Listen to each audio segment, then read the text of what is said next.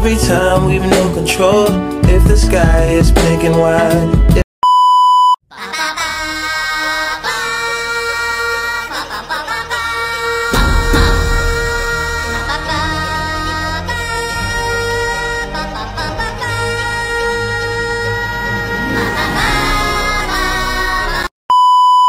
Hai, nama aku Aka Zahra Ali, biasa dipanggil Aka. Hai, nama aku Nabila Nazulfa. Kalian bisa panggil aku Nabila. Halo semuanya, nama aku Naila Fairuzakia, biasa dipanggil Naila. Hai, nama aku Luna Puspita Perdana, biasa dipanggil Luna. Halo teman-teman, perkenalkan nama aku Safira Naila Ramadhani, biasa dipanggil Safira. Perkenalkan, nama aku Amalia dari nomor absen 05 kelas 12 MIPA 2. Halo teman-teman, kenalin nama aku Aisyah Ayu Rahmawati. Aku biasa dipanggil Ayu. Halo, nama saya Naura Safa dari absen 21. Halo guys, nama aku Keiza Nadifa Naila Pasha, biasa dipanggil Keiza.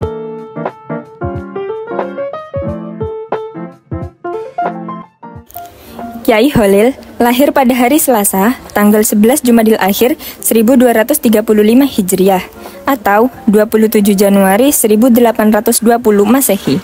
Ayahnya, Kyai Haji Abdul Latif, mempunyai pertalian darah dengan Sunan Gunung Jati. Mbah Holil wafat pada 29 Ramadan 1343 Hijriah atau sekitar 1925 Masehi.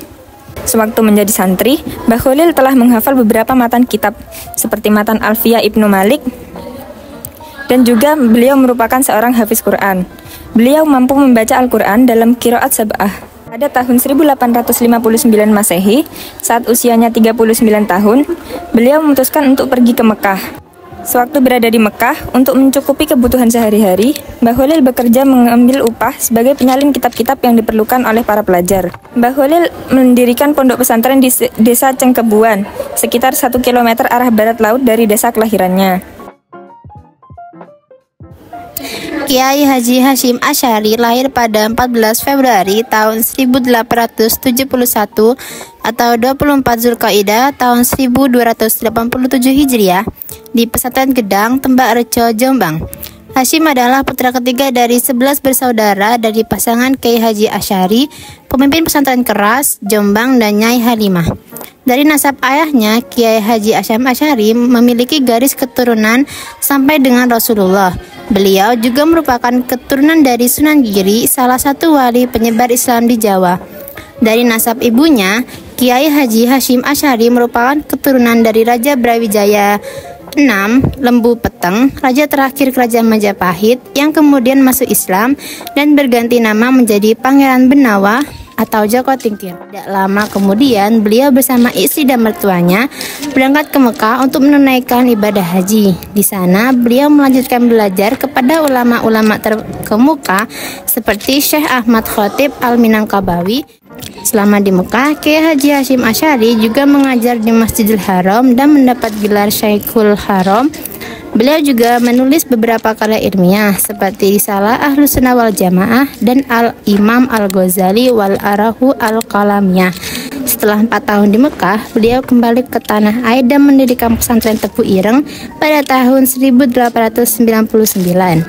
Beliau wafat pada tanggal 25 Juli 1947 dan meninggalkan beberapa putra dan putri. Muhammad Darwis atau Kiai Ahmad Dahlan lahir pada 1 Agustus 1868 di Kampung Kauman, Yogyakarta. Beliau merupakan anak keempat dari pasangan Kiai Haji Abu Bakar bin Haji Sulaiman dengan Siti Aminah binti Kiai Haji Ibrahim. Kiai Ahmad Dahlan ialah seorang yang memiliki gagasan pembaruan. Beliau terpengaruh dengan gagasan dari Muhammad Abduh dan Said Rashid Ridho.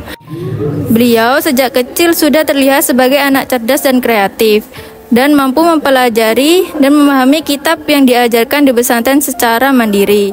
Pada tahun 1883, setelah cukup menguasai pengetahuan agama, beliau berangkat ke Mekah selama 5 tahun. Di sana, beliau mengkaji kitab-kitab Tauhid karangan Syekh Muhammad Abduh. Menjelang kepulangannya, beliau menemui Imam Syafi'i Sayyid Bakri Syato untuk mengubah nama dari Muhammad Darwis ke nama baru, yaitu Haji Ahmad Dahlan.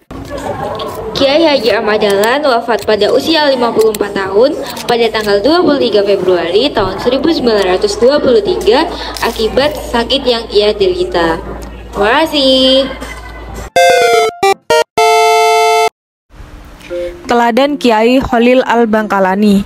Yang pertama yaitu pantang menyerah dan senantiasa berusaha.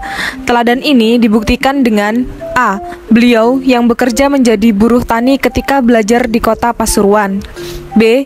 Beliau bekerja menjadi pemanjat pohon kelapa ketika di Banyuwangi. C.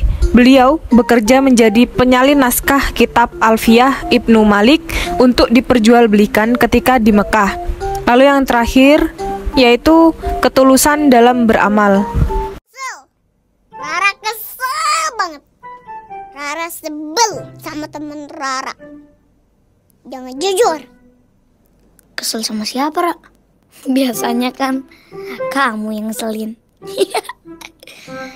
Temen Rara minta tolong diajarin melipat kelinci. Dia dapat nilai bagus, tapi nggak bilang makasih sama Rara. Oh, nggak bilang makasih. Iya. Dia malah bilang kelinci kamu jelek, Ra. Padahal punya dia kan Rara yang bikin. Udah ikhlasin aja, Ra. Ikhlasin? Gimana caranya belajar ikhlas? Jadi, kalau Rara sudah berbuat baik sama orang, dan orang itu nggak baik sama Rara, jangan kesel. Udah ikhlasin aja. Berarti kalau nungguin makasih, artinya nolongin nggak ikhlas ya? Teladan dari Kiai Hasyim Asy'ari.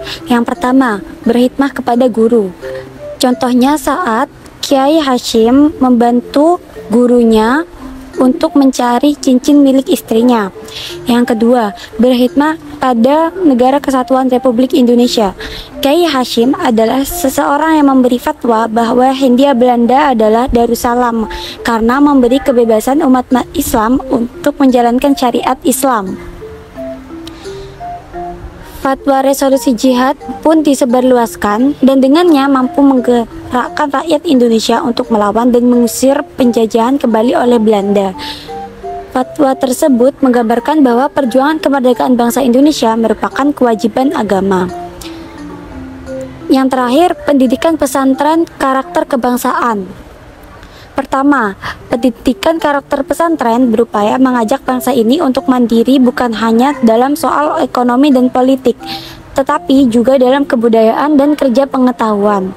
Kedua, pendidikan karakter pesantren mengajarkan anak didiknya untuk bergaul dan bersatu di antara sesama anak bangsa senusantara, apapun suku, latar belakang, dan agamanya.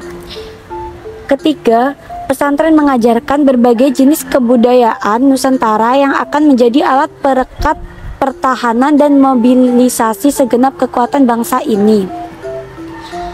Keempat, pesantren juga mengajarkan anak-anak bangsa ini cara menghadapi dan bersiasat dengan bangsa-bangsa lain, terutama dengan orang-orang Eropa yang berniat menguasai wilayah di Asia Tenggara. Kelima, pesantren juga mengajarkan kepada anak-anak bangsa ini untuk memaksimalkan serta memanfaatkan segenap potensi ekonomi dan sumber daya negeri.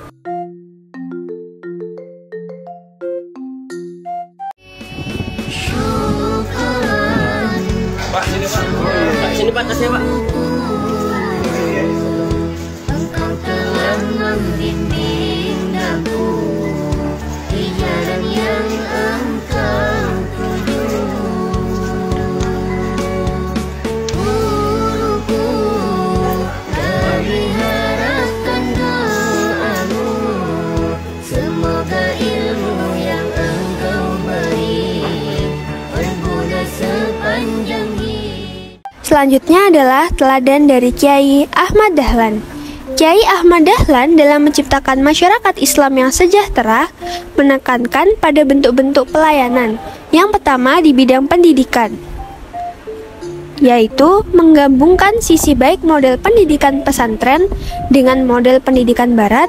Kedua, di bidang sosial, membangun universitas, masjid, madrasah pendakwah, rumah sakit, rumah yatim, rumah miskin, menyiarkan agama Islam dengan selebaran, majalah, dan buku.